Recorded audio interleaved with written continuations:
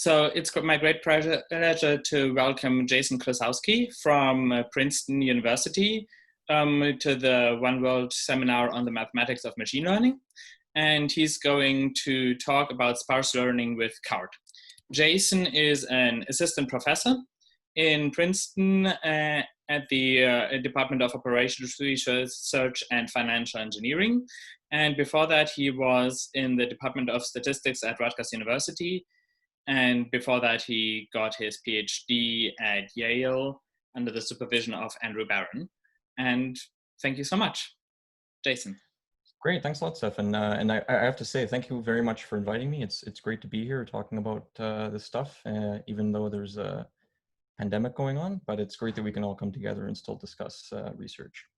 So yeah, as Stefan mentioned, the title, so sparse learning with CART. So I basically want to try to talk about some of the theoretical properties of decision trees and how they can be used to do things like identifying sparsity in regression models, or more generally in predictive models. And again, I kind of want to provide some statistical and theoretical guarantees for those objects. So now I kind of come from a more statistics background. So, you know, if there's any kind of terminology that I'm using or way of saying things that kind of doesn't jibe with you, you know, please feel free to interrupt, and you know, I can explain them, you know, so we can kind of find a common ground.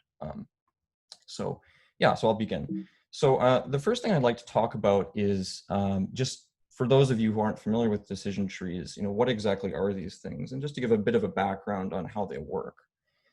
So essentially what a decision tree is just a prediction tool with a tree-like structure, so they can be visualized according to a tree.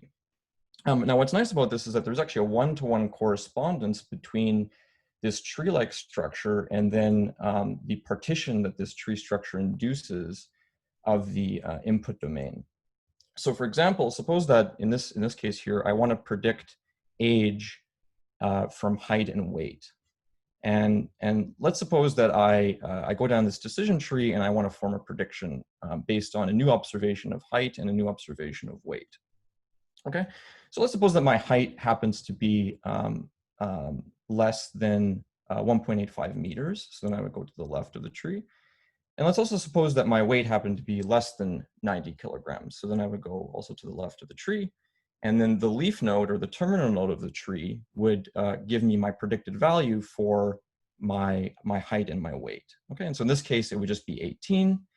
And what this is essentially, this 18 is just the average of all of the example cases of my past data that satisfies these two binary conditions. On the other hand, you can also realize this or realize the same outcome by looking at it in terms of this partition of the height and weight input space. So in this case, you know, my height was less than 1.85 meters, and my weight was less than 90 kilograms. And so in that case, I'd be kind of in the lower left rectangle here, where I have an output of 18. And so anyways, you get this very nice sort of interpretability and visualization with these types of prediction rules. And so what I'd like to do in this talk is really to just kind of talk about some of the theoretical properties that these types of things have, or these types of objects have. So now I mentioned in the previous slide here, you know, that what determines the output of this prediction rule is essentially these different splits, these split points here, right? These binary questions that you would apply to the input data. But I didn't tell you exactly how these split points here are determined, okay? And so let's talk a little bit about that. So the rule is that you want to divide the data into two daughter nodes. So in the previous case, the two daughter nodes, let's say, of this split point here would be these two nodes here. And of course, those two nodes give rise to further split points and so on and so forth. And so you get this multi-level decision tree. And so examples for how to determine these split points are, you could, for example, split at the midpoint of the data, or you could split it, let's say, the empirical median of the data. So kind of roughly having the data cases each time. Or another thing to do is just to choose a split point uniformly at random from the interval in the node. Yeah, I should also say that because the split points are sort of oblique, they're axis aligned, each one of these nodes can actually be associated with like a rectangular region. So in here, these are just rectangles, but in high dimensional space, these are like d-dimensional rectangles, or hyper rectangles, I should say. Okay, so yeah, and so in other words, you could also split uniformly at random along a particular side of that box or of that rectangle. Now, on the other hand, the most effective types of splits use the data, and they're therefore data dependent. And importantly, I want to use both of my input data, so the predictor variables that I have, and also the output data, so the response variable. And I want to use both of those to form these splits. Okay, now the fact that I'm using these data dependent splits is of course going to make the analysis or the math a lot more challenging, because now I have this sort of data entangled splits, and the entangledness with the data is fairly complicated. Whereas if you looked at some of these previous examples I gave of splits, they're a little bit less data dependent and easier to analyze. But on the other hand, they're not going to give me the types of theoretical properties that I'm looking for just because they're not adaptive in that sense. Okay, so now there's many ways of forming these decision trees, and actually many ways of deriving empirical splits. Probably the most popular one is based on the classification and regression tree methodology, or CART for short. And so in this methodology, the splitting rule here, so the rule that's used to determine the splits, is based on the concept of reducing some kind of impurity. Okay, and I'll talk a little bit more about what the impurity is. So maybe just before I get into the nitty-gritty of what CART is, let's maybe talk about some reasons why you would even care about analyzing this. So one of the nice things about CART is that it's, first of all, very easy to use. It requires very little data pre-processing. In fact, actually, the input variables are, I should say the output of CART is invariant with respect to monotone transformations of the input variables. So you don't even have to do anything like scaling or other things you might have to do with, say, like a neural network. It's very flexible, so it can handle mixed data types. So you can input things like numerical or categorical predictor variables. Thirdly, it's very interpretable, right? Like I gave before, I showed you before how the tree-like structure induces this nice visualization that's also accompanied by showing its effect in terms of the partition of the input space. Another thing is it's been extremely influential, and it's formed these fundamental building blocks of a lot of modern methods in statistical learning. So for example, random forests and bagging use averages or ensembles of deeply grown CART decision trees. And on the other hand, tree boosting uses shallow CART trees as the weak learners. So really understanding CART can kind of help you actually in understanding a lot of these more sophisticated learning methods. And so I guess part of at least my interest in this is that I first started off actually getting interested in these problems by wanting to analyze random forests, but because random forests use CART, I kind of first started off my study with CART trees, and that was sort of the outcome of this work. Yeah, and I mean, the original CART book has over 40,000 citations. So that's the textbook I showed you before. That's this one here. So this one has, yeah, over 40,000 citations. It's been extremely popular. It's been applied in all sorts of different domains like business and medicine, for example, policy even. So yeah, it's quite a, it's been quite a ubiquitous and influential piece of statistical and methodological technology. Okay, so now, given its importance and its prevalence and ubiquity, what's really known about CART from a theoretical perspective? And despite its widespread use, there's actually surprisingly very little that's known about it in terms of it being rigorous. And I mean, this is probably likely due to a few different reasons, right? The construction of the tree is kind of a greedy construction. It's iterative, as we'll see. And that creates a lot of awkwardness in terms of the mathematics that it induces. So, but nevertheless, we can still say some things about that, and that's what I'd like to do. So let's ask, what are some types of questions that I would like to ask and see if CART satisfies these? So the first thing is whether CART is adaptive to sparsity. So in other words, if my response variable actually only depends, let's say, on a small subset of the original predictor variables, can CART adaptively kind of focus more on those relevant or important variables while ignoring the other variables, and in doing so, maybe improve the statistical guarantees, such as avoiding recursive dimensionality, and et cetera. And also, if this is the case, then when can we say that CART is provably better than conventional learning methods? So I put non-parametric here, but yeah, really like learning methods like such as kernel regression or k-nearest neighbors. So, if we do identify cases where CART can adapt to sparsity, can we also say that it has sort of this uniqueness that in these settings, other conventional regression methods like kernels or like k-nearest neighbors with non-adaptive weights wouldn't be able to do what CART can do. Okay, so before I go on, are there any questions? Like, does anyone, and please like unmute yourself. I actually, I don't know how to go to the chat, and I'm scared if I go to the chat, I'm kind of going to lose my ability to scroll back and forth. So yeah, please, if anyone has any questions, feel free to unmute yourself and before I proceed, and I can clear up maybe any confusions or questions anyone has. There's nothing in the chat so far, so if something pops up in the chat, I can also unmute myself and let you know.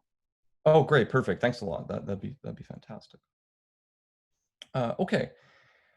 So now I'd like to talk about the formal setup that I'm going to be operating under. So I'm going to consider a regression setting. So I have these labeled response variables. These are just real values because I'm going to be considering a regression setting.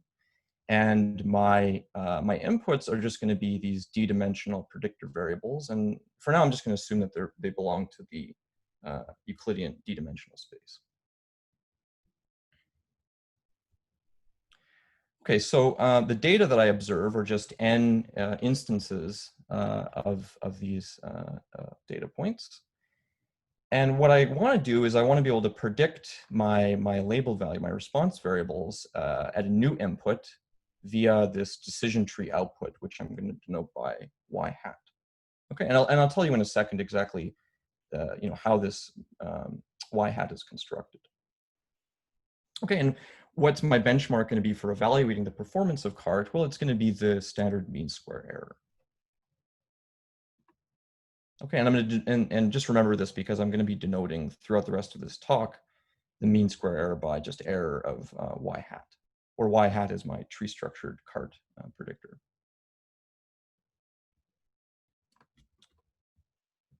Oh, you know what? When I do this, I lose. Sorry, give me 1 second.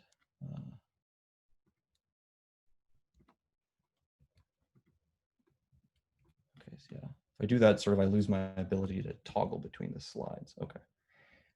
Yeah, and so, okay, so now let's talk a little bit about how exactly are these CART trees constructed. So as I said before, at each node of the tree, at a certain level in the tree construction, you split that node into left and right daughter nodes.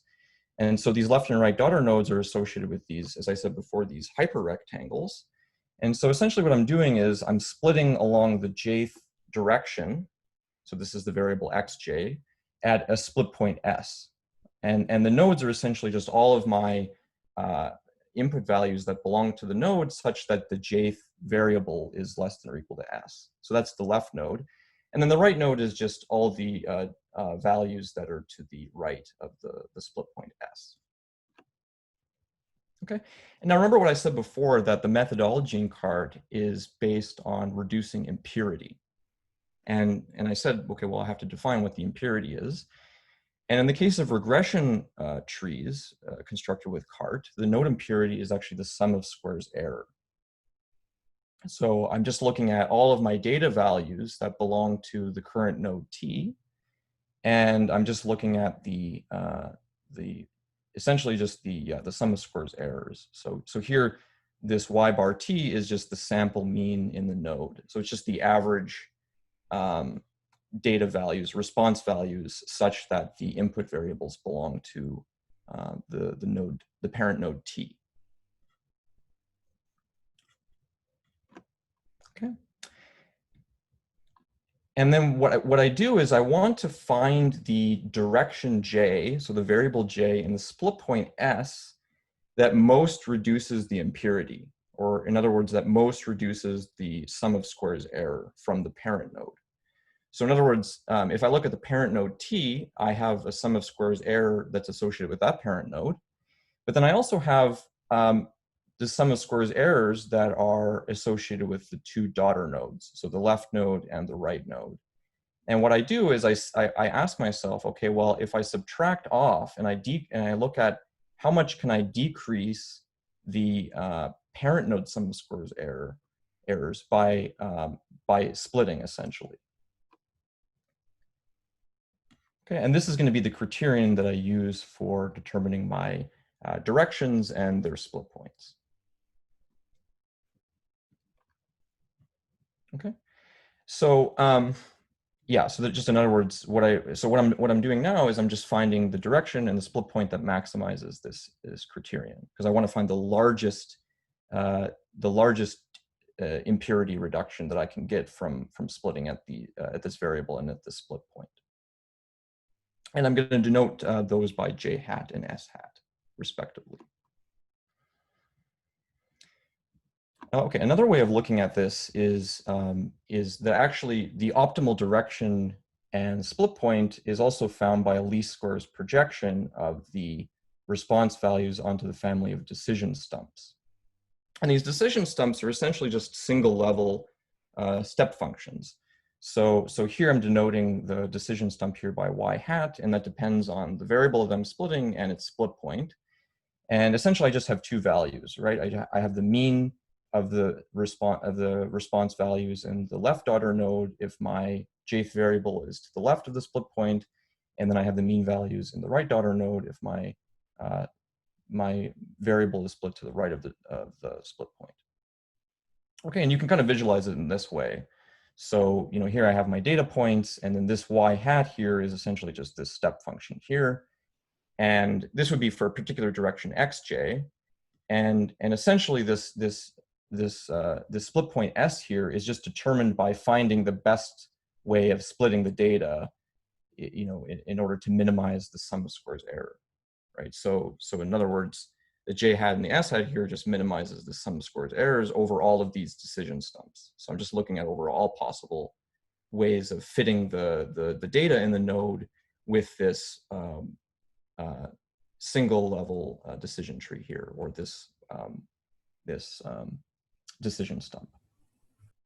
Okay, so it turns out actually that these two ways of viewing how you're obtaining these split points are equivalent. And you know, there's a bit of simple kind of algebra and math to do that. But it turns out that this formulation is actually kind of useful, and it'll be important for the theoretical development later on.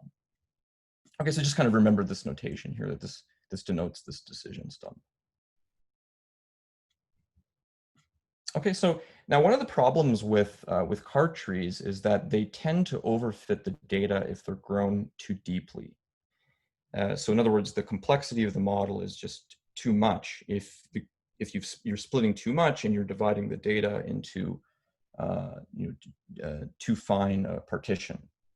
And so one way of overcoming this is to penalize the goodness of fit, or in other words, to penalize the empirical squared error here, the training error, in fact, by the complexity of the tree. And in this case, the complexity of the tree is just given by the number of nodes in that tree, the number of leaf nodes in that tree. Okay, and alpha is just some tuning parameter that you can select, for example, by like cross-validation, but I'm not going to consider that too much here. So the idea is that you can actually find the minimum tree, so the tree, in fact, that minimizes this penalized sum of squared error, or this penalized empirical risk. And you can do it in these two steps here. So first of all, you just grow the full tree. So you just keep growing the tree up until the terminal nodes that you get, or the leaf nodes that you get, contain, let's say, only like one data point. And then once you've grown the fully grown tree, you prune it. So in other words, you kind of chop off bits and pieces of it one at a time, and you see how that affects the training error here. And you do that by successively collapsing these internal nodes. And you can prove that along this way, you'll actually realize the optimal tree. And you can do this very efficiently. And I'm not going to go into too many details. You can kind of read about it in the original CART textbook, but this is essentially the idea behind that procedure. Okay, and so I'm going to denote the pruned tree by, again, just by y hat for brevity. But actually this y hat is in fact a function of the particular tree that I'm looking at, which is this pruned tree. So the minimizer of this penalized cost function, or this penalized empirical risk. Can I ask a question? What Sure. influence does alpha have here? How strong is your penalization? Oh, so alpha is typically, for the theory, alpha is typically like the dimension divided by like the sample size. So like D divided by N in my case. Thank you. Yeah, that's how you should do. But I mean, but that's just for the theory. So in practice, you would, obtain alpha through some maybe like cross-validation method, for example. There's other ways of doing it, but that's kind of the easiest way. But yeah, for the theory, you can think of alpha as being like sort of like D on N. Okay, so the model class that I'm going to illustrate this adaptivity to sparsity are these additive models that were proposed by Friedman and Stutzel in the early 80s. And so essentially in this regression model is I can write the response variable as some constant mu plus these non-parametric functions, or just these general univariate functions of the individual predictor functions. Okay, so so importantly, this regression model isn't actually capturing any interaction effects between the predictor variables here. So I'm only modeling as a sum of some functions of the individual components. And because of this constant mu here, I can actually absorb all of the constants that would be otherwise in here into this mu, and I can assume, for example, that the mean of these variables is just 0. Okay? And so what's important here is that even though I'm specifying this model class, or the form of the response variable, the CART methodology, or the tree construction, is completely agnostic to this additive structure. Okay, so it doesn't know, you're not putting any knowledge into the CART construction about how this y is formulated. And so what's the sparsity of this model? Well, the sparsity of this model is just the number of non-zero components here. So in other words, it's just the number of variables that actually have an effect in determining y. And I'm going to denote the sparsity by d sub 0. So remember, so d is the full ambient dimension, and d sub 0 is just the number of these relevant variables that go into determining the response. Okay, so here's the first theorem. So suppose that my inputs are uniformly distributed on the unit cube. And let's suppose that each of these component functions, so recall these fj's here, I'm actually going to call these component functions because that's typically what they're called in this literature. So let's just assume that they're not too locally flat. And by locally flat, I mean that they don't contain any places where, let's say, derivatives of all order are 0. Or let's say they're not like constant in certain intervals. So that's what I mean by locally flat. In other words, they sort of have a derivative that's always non-vanishing at every point. And you need that kind of for some technical condition to be satisfied. But the point is that if I have these two assumptions, then if I look at my prediction error, essentially what that does is that scales like 1 over the sample size, so 1 over n, but now the power in the exponent here only depends on d sub 0. So that's the key thing, is that it doesn't depend on d. And if it did, of course, then you'd start to see things like the cursive dimensionality occurring. Okay, so this is kind of the key important thing, is that the error, the mean square error decays at a rate where the exponent does not depend on the ambient dimension.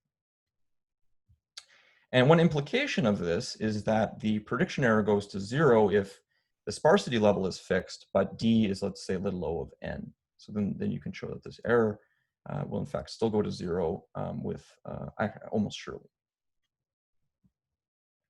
Okay. So now the assumption I made before here was that X is uniformly distributed, and one implication of this is that the covariates themselves, or sorry, the input variables themselves, are independent from one another. And so now let's kind of see a result where I'm not actually assuming any sort of strong distributional assumption on the input variables. So in other words, there could be arbitrary dependence among the variables. Okay, and so the setting where you can prove a similar result to what I just showed you before is in fact when each of these component functions of the additive model are just bounded step functions. So in other words, you can write, so in other words, the FJs are just piecewise constant models. And so with this setup here, if I assume that Y has at most M constant pieces, right? Because Y is just a sum of all these FJs, and if each of the FJs is constant, of course, then Y is also going to be piecewise constant. And so if I have some kind of control in the number of constant pieces of Y, then I can prove something actually very similar to what I proved before, and that's that the prediction error scales like M times D divided by N. Okay, so again here, you know, there's no dependence on, actually, in fact, here there's also no dependence on D0 or on D in the exponent. The complexity of the model is sort of captured in terms of the number of constant pieces here, M. Right, but this also illustrates, again, that, you know, CART can adapt to, again, this additive structure with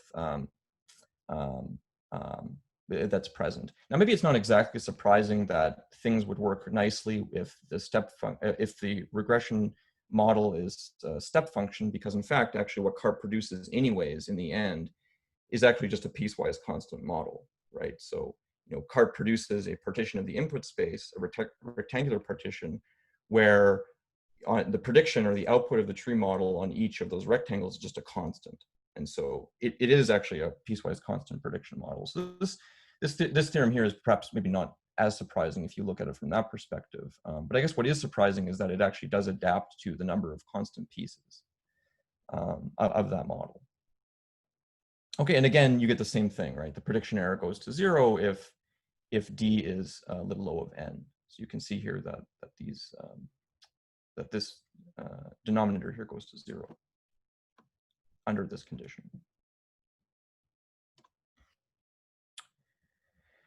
Okay, so now I promised in the beginning that one of the questions I would try to see is, like, can we identify a setting where CART is, you know, provably better than one of its competitor methods for doing regression? And so I mentioned, you know, can we say something about how it compares with kernel regression or KNN? So we just saw that you know, CART has this property where it adapts to the sparsity of the regression model. Now, on the other hand, you can prove that if you use, let's say, vanilla kernel regression or KNN, and you don't have these adaptive weights, so the non-parametric smoothers aren't adaptive, then you're basically just going to be stuck with a rate where the exponent of the rate depends on the ambient dimension of the model, so the full dimension of the model. And in this case, of course, if D is equal to little o of n, this is not going to go to 0 here, right? So there, in other words, you see the curse of dimensionality. You need exponentially large samples in the dimension in order for the error to vanish. So in other words, that it suffers from the curse of dimensionality. Okay, and I mean, one of the important things here is that, you know, I'm not doing any pre-processing with the CART, right? I'm just running the method, and I'm not, you know, I'm not applying some kind of like PCA or some kind of dimension reduction technique at the beginning, and then selecting the variables, and then running this non-parametric method with that. CART is kind of, everything is sort of built in house. The adaptive variable selection is built in with CART. Now, of course, you probably would be able to get the same thing with kernel regression or KNN. So in other words, you would be able to get a result like this. It's just that you would have to do some kind of dimension reduction beforehand, and then apply these methods to those selected subset of those variables. Okay, so are there any questions so far? Do I need to, Stefan, are there any comments in the chat? You're good. You didn't miss anything in the chat. Okay, great. Yeah, and again, feel free to interrupt me if you have any questions or you want any clarification on anything. Okay, so now let's kind of see an illustration of this property with real data. Well, actually, not real data, I should say a synthetic experiment. So in this case, I'm going to choose a additive model where the number of relevant variables is just 5. So my sparsity level is 5. And my additive model is just going to be these quadratic transformations of these variables with alternating signs, right? So this is my y. I mean, this is just a dumb, stupid model I chose. You can illustrate this with with many other models. Okay, so then again, I have my input variable here, which is d-dimensional. And what I'm going to do is I'm going to plot the test error of cart versus KNN as my ambient dimension ranges from 5 to 100. And I'm going to use 1,000 samples. Okay. And so what you'd expect to see, according, if the theory is true, what you'd expect to see is the test error of cart remaining fairly constant as d increases, right, as my ambient dimension increases. Whereas with KNN, you're going to see the test error going up, right, because it's not able to identify that, oh, there's actually only 5 variables in the model that actually matter. Okay, and indeed you can see this if you do this experiment. So so again, all I'm doing is I'm just plotting the test error of cart and KNN. So cart is in red, KNN is in blue. And I'm just plotting the test error against the dimension here. So the dimension ranges from 5, which is when all of the variables in the model are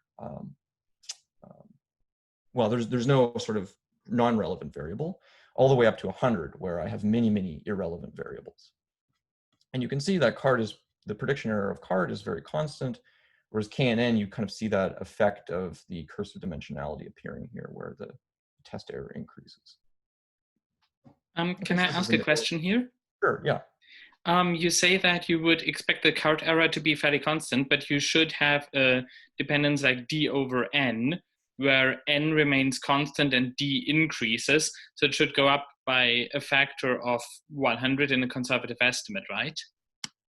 Yeah, exactly. So, I mean, the bounds that I provided are mainly just theoretical, of theoretical interest. I mean, the main effect in these bounds, at least, is going to be coming from the exponent here. Wait, let me go back here. It's going to be coming from the exponent here. You're right that the d over n is present here. And I don't actually know whether this is, in fact, like optimal. So in other words, it might be possible to actually remove the d here. I don't actually know. But I mean, the important thing, at least about, how these bounds here behave as a function of the dimension, really matters in terms of the exponent here, right? Whether it's a 1 over d0 and a 1 over d. You're right that the effect of d here should be present, but I don't know whether it's actually theoretically necessary, and that may in fact be why you're seeing it. I mean, it's slightly going up here. It's not like it's completely impervious to increasing d, but yeah, I'm not exactly sure. So there is a bit of a discrepancy in that case. You're right. Okay, thank you. Yeah, great question though. That is important. Yeah. So actually, yeah, that would be maybe a room for further improvement to see if the analysis could be sharpened a little bit. Okay, so I want to give you kind of a brief overview of the proof idea. And the proof idea is extremely rough. It turns out that this is actually a fairly technically involved argument, but I really want to give you kind of some of the ingredients and the ideas that drive the proof. Okay, so the first thing to kind of notice is that when I look at my pruned regression tree, it achieves an optimal balance between the goodness of fit and the complexity, right? So if you recall that T hat minimizes this penalized square error, where I have the goodness of fit, so the training error, the sum of squares error, and I also have my complexity, which was that alpha times the number of nodes in the tree, the number of terminal nodes in the tree. Okay, and so so it achieves this good balance between the goodness of fit and this complexity. And so you can prove that something like this actually is fairly ubiquitous in many learning methods. So in penalized linear regression, and even in neural networks, you can show that this type of an upper bound here kind of manifests as well. So in our case, the complexity of the tree is just the number of nodes. And if I denote the depth of the tree by k, then an upper bound on the number of nodes in the tree is just 2 to the power of k, right? Because each time I split, I get these, well, the splits are binary, so I'm getting this sort of binary tree in the end. And so you can upper bound the number of nodes by 2 to the k, and yeah, you have just divided by n. And so remember when I think it was Stefan who asked, what is the order of alpha? Well, the order of alpha is kind of like 1 on n, and that's kind of illustrated here. Okay, but now if I wanted to get something like the result I had proved, where I have n to the power of something like 1 over d0, what I would need for that is I would need an upper bound on the goodness of fit that looks kind of like this. So it's something like e to the minus the depth of the tree divided by d0. Okay, so if I can kind of prove something like this, then I'll get my result. And why do I get the minimum here over all depths of the tree? Well, remember that t hat is the minimum over all subtrees of the fully grown tree, right? So in other words, I can kind of take the minimum here over all of the depths of the trees, and so that's why I can choose the best k here that minimizes the goodness of fit plus the complexity relative to the sample size. Okay, so this is kind of the very high level heuristic idea that gives me sort of my road path for the proof. So I really want to upper bound the goodness of fit by this thing. And indeed, that's sort of the bulk of the proof, and the difficulty goes into doing that. Okay. Okay, so now it turns out that the goodness of fit, which is just the training error or the sum of squares error, is has the following bound. So you can actually do an inductive argument where you bound the training error by e to the negative the depth of the tree times this minimum squared correlation. Okay, now let me explain a little bit what this correlation is. So essentially, what this correlation is essentially just the Pearson correlation between an optimal decision stump. So in other words, remember before I told you that in determining the direction and the split point, you minimize the empirical error, you try to find the least squares projection of y onto the set of all these decision stumps. And so the j hat and s hat are the optimizers of that least squares problem. Okay, and so all this is just the correlation between the optimal decision stump and the response data in a particular node of the tree.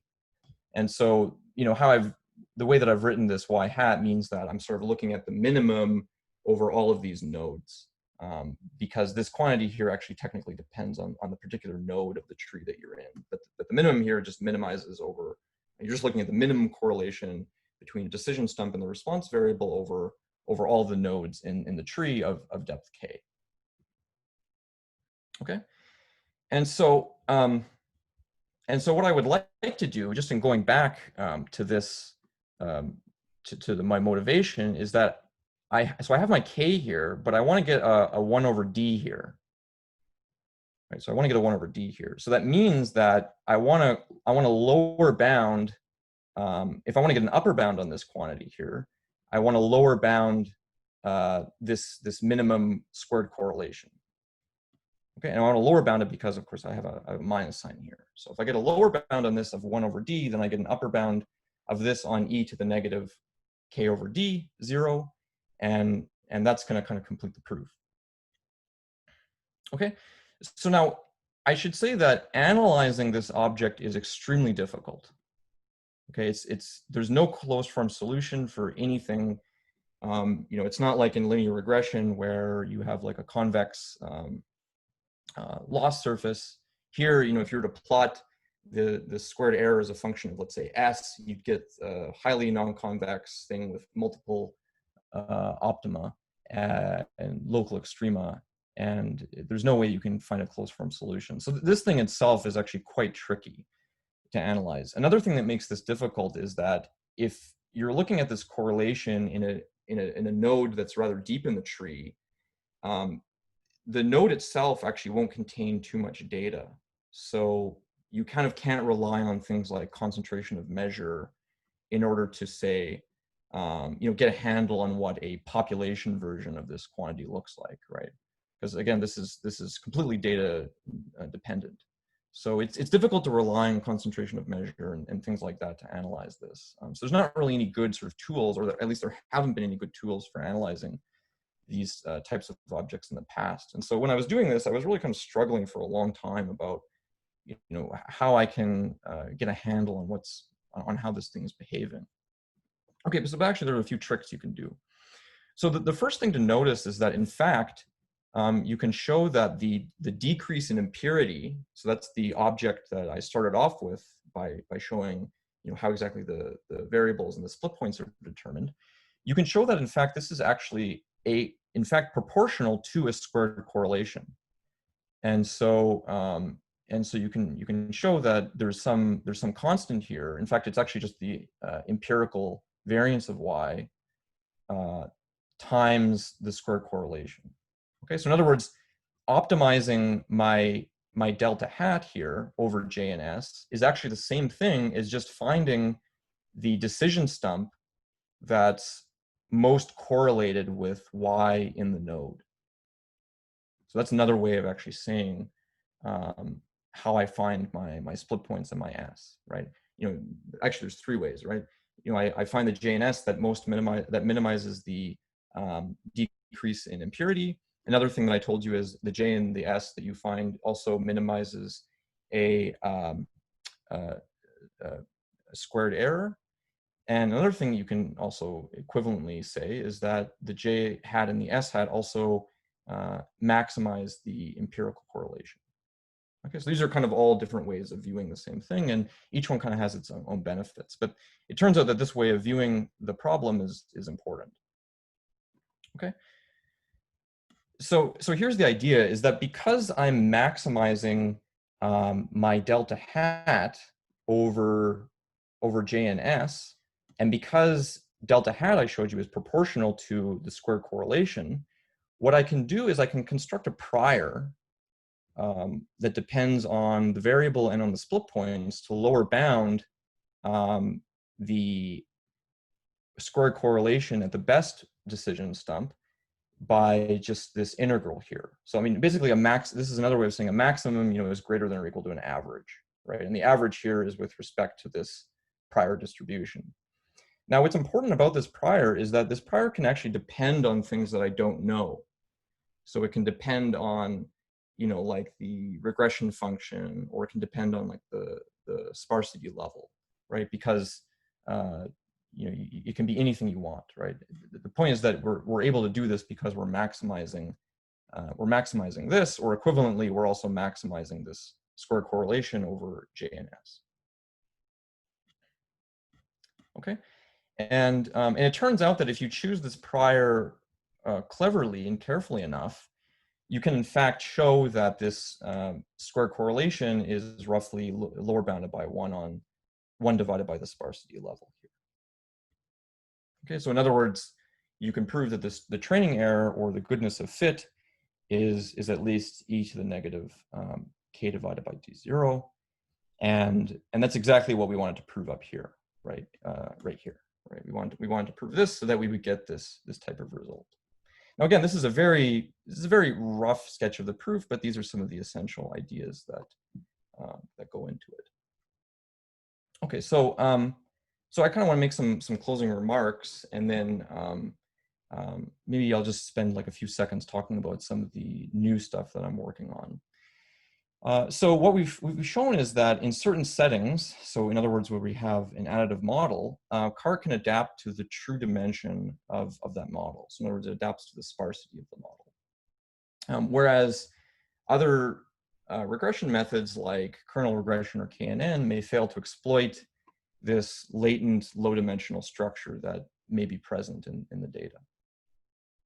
Okay, so now let me just spend a few minutes talking about some future work. So I chose to focus in this talk on, at least in the paper, on additive models. But one natural extension is, well, what happens when you have interaction terms, right? So, you know, what I mean by interaction terms is, let me just go back to the model formulation.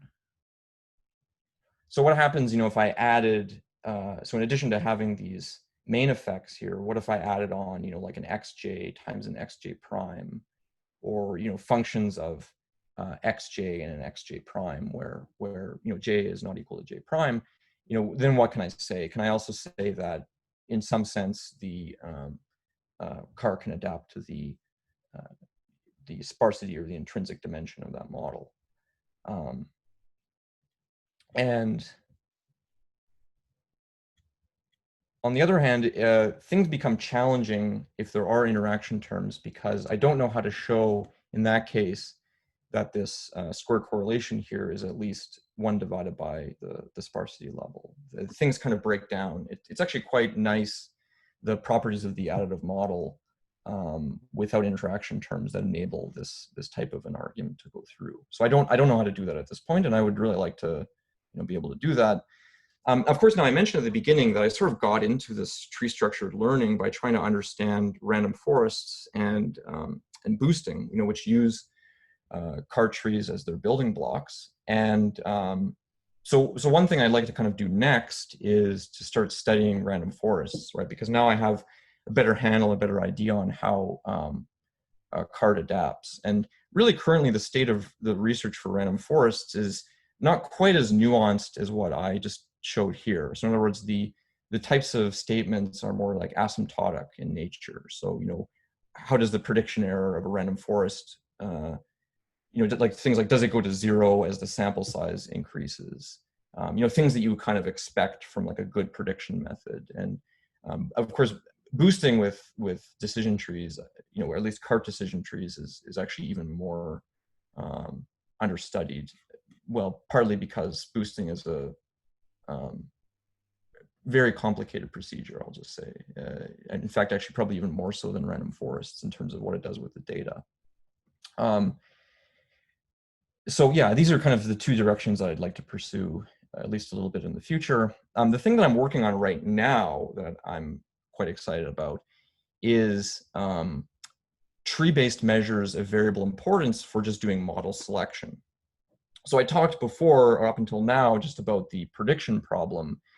But what if I'm only interested, let's say, in isolating the variables of the model that actually are relevant? So I don't care about prediction, I just care about knowing which of the variables are important and which ones aren't. And what's nice about decision trees and their ensembles is that they're accompanied by a very rich set of diagnostic tools for ranking and selecting important variables. So there's things like the mean decrease in impurity or the mean decrease in accuracy that have been done for this, that are used for doing things like model selection.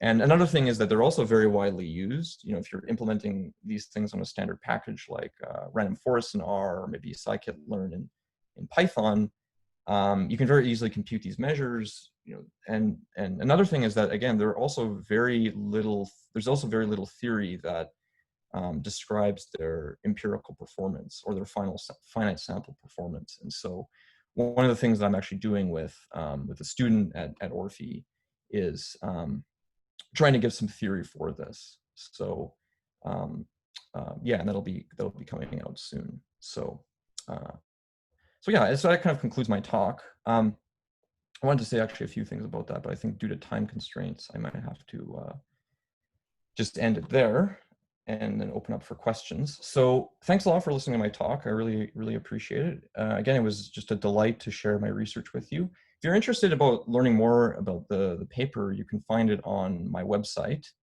which is klusowski.princeton.edu.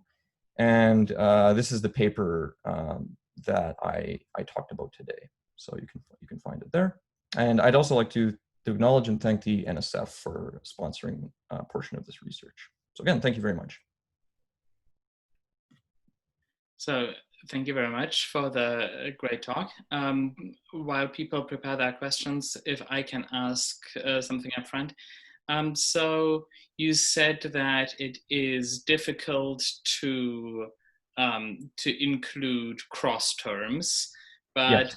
in many applications, things may not depend exactly on the coordinate direction, but on but data may live on a smaller manifold with intrinsically few directions. Would you have to pre-process the data, or would you expect other so empirically, could we detect something like that? So would you expect that similar guarantees could hold? Yeah, absolutely. That's actually an extremely good question, and I'm thankful that you brought that up. Yeah, that's actually another open question: is whether CAR can adapt to sort of local sparsity, or as you said, like what happens if a portion of the regression surface lives on a low-dimensional manifold sort of locally. And yeah, and in fact, I think empirically you can show that it does do this. So you can get sort of similar plots to what I showed you before, and comparing, how the prediction error depends on, things like the number of variables. And you would expect CART to do this because it is actually like a local method, right? You're kind of as you grow the tree, you're locally honing in on isolated regions of the input space. And so you would expect this adaptivity to be there. What I kind of showed, at least with this theory, is a more kind of global adaptivity to sparsity. But yeah, empirically, I would expect it to be, and you can show that it would do things like what you just described, but theoretically, it's much more difficult. But that is, again, a very interesting question, and something that I would love to be able to solve. So yeah, great question though. Thank you. I think there's another question by Renshaw. Yes. Yeah, thank you for a very nice talk. So I'm just wondering if it's possible to extend your results to the case where there's noise in the observation. If I understand correctly, your Y is now determined by your covariates. Yeah, it's possible, but the analysis is like much messier. I do have theory, and I have actually something that's going to be coming out in a bit that enables you to handle noise. But it's substantially trickier because you have to deal with other terms that are, again, less amenable to analysis.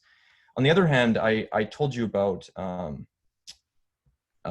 this kind of last point here that I was interested in working on, where you're using CART decision trees and measures of variable importance that are derived from decision trees, CART trees, for doing model selection. And those actually you can handle like any type of noise, like for example sub-Gaussian or sub-exponential noise. But partly is because the analysis is actually a little bit easier. So for this work though, currently it's not, the theory isn't quite as satisfactory when you have noise. But yeah, that's another good question and something that should be done for future work. Thank you very much. Yeah, thanks a lot.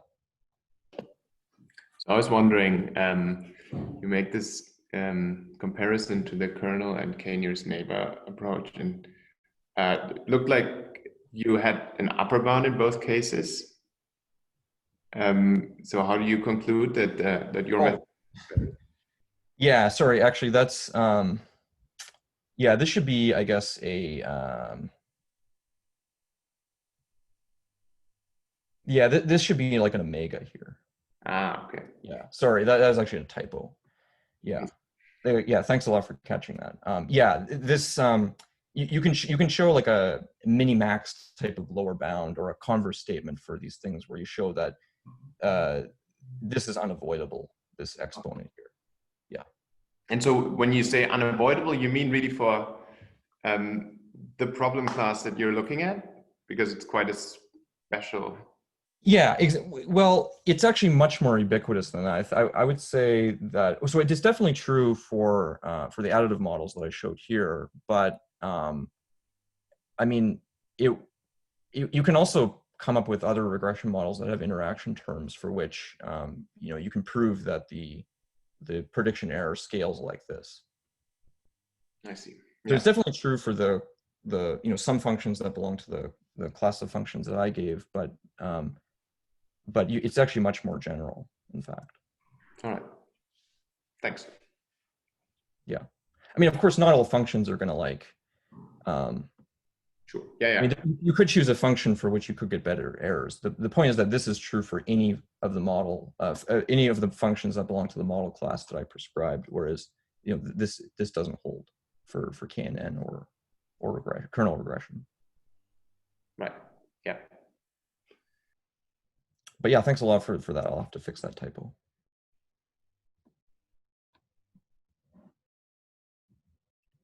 Okay, if there are no further questions, then I would like to thank Jason again for his talk, and I hope to see you all next week.